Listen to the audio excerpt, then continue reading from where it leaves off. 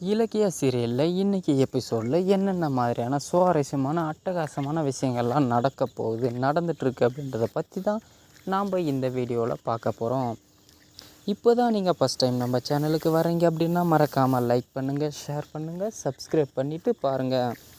வாங்க இப்போது வீடியோக்குள்ளே போகலாம். இலக்கியா பார்த்தீங்கன்னா காலையிலே வேலைக்கு போகலாம் அப்படின்னு சொல்லிட்டு ரெடி ஆகிட்டு வெளியே வராங்க.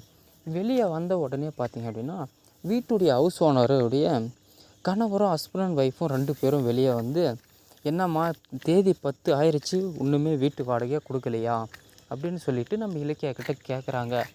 இதை கொஞ்சம் வீட்டு ஓனர் சத்தமாக கேட்டாருங்க. சத்தமாக எதுக்குங்க பேசுகிறீங்க, வீட்டில் எங்கள் வீட்டுக்காரர் இருக்கார், மெதுவாக பேசுங்க அப்படின்னு சொல்கிறாங்க. உடனே நம்ம வீட்டு ஹவுஸ் ஓனருக்கு பயங்கரமான கோபம் வந்துருச்சுங்க. எதனாலன்னு பார்த்தீங்கன்னா, வீட்டுக்கு ஓனர் நான் சத்தமாக பேசக்கூடாதா? ஓகே உனக்கு ₹1 சம்பாதிக்கிறது வக்கில்லாத போதும் உன் வீட்டுக்காரருக்கு அவ்வளோ பவுசு கேட்குதா? இருக்கட்டும், முதல்ல நீ வீட்டு வாடகை எடுத்து வச்சுட்டு இந்த வார்த்தையில் நீ கேட்டிருக்கணும். ஏன் 10 ஆயும் இன்னும் காசு கொடுக்கல அப்படின்னு சொல்லி கேட்குறாங்க. இன்றைக்கி தாங்க சம்பளம் வரப்போகுது, இன்றைக்கி வந்ததுன்னா நைட்டே கொண்டு உங்கள் வீட்டு வாடகையை நான் கொடுத்துட்றேன் அப்படின்னு சொல்கிறாங்க. சரிதான், அதுக்கு தான் ஒன்றும் இல்லாத பிச்சைக்காரங்களெல்லாம் வீட்டுக்கு வாடகை வைக்கக்கூடாது அப்படின்னு நம்ம இலக்கியா கிட்ட சொல்கிறாங்க. இதை என்னடா வெளியே சத்தமாக இருக்குது அப்படின்னு சொல்லிட்டு நம்ம கௌதமும் பார்த்தீங்கன்னா மறைஞ்சிருந்து பார்க்குறாங்க.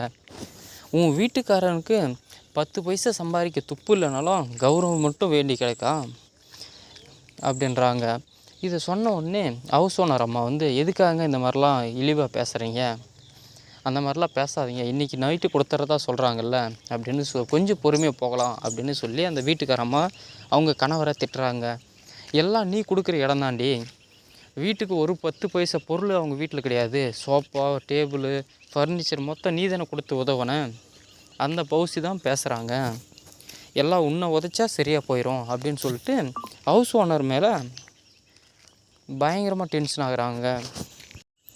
எதுக்காக நம்ம கொடுத்த பொருளெல்லாம் என்றைக்குமே சொல்லி காட்டக்கூடாது, அது செஞ்ச நன்றி கடனுக்கே பலன் இல்லாமல் போயிடும் அப்படின்னு சொல்லிட்டு அந்த வீட்டுக்கார அம்மா அவங்க கணவர்கிட்ட சொல்கிறாங்க. என்ன இலவாவது ஒன்று பண்ணி தொலை, இன்றைக்கி நைட்டு காசு வரல அவ்வளோதான் அப்படின்னு சொல்லிட்டு ஹவுஸ் ஓனரும் திட்டிட்டு கோவமாக கிளம்பிடுறாங்க. நம்ம கௌதமும் வெளியேருந்து கேட்டுட்டு தெரியாத மாதிரியே உள்ளே போயிடுறாருங்க. இலக்கியா உள்ளே வந்தோடனே என்னாச்சு இலக்கியா, என்ன சத்தம் போட்டுட்டு இருந்தாங்க வெளியே அப்படின்னு சொல்லிட்டு கேட்குறாங்க. அது ஒன்றும் இல்லைங்க, எல்லாமே என்னுடைய தப்பு தான், வீட்டு வாடகையை நான் ஃபஸ்ட்டே கொடுத்துருக்கணும், லேட் ஆயிடுச்சு, அதனால தான் கேட்டு போகிறாங்க அப்படின்னு சொல்கிறாங்க. இதுக்கப்புறம் என்ன நடக்க போகுதுன்றதை அடுத்தடுத்த வீடியோவில் பார்ப்போம்.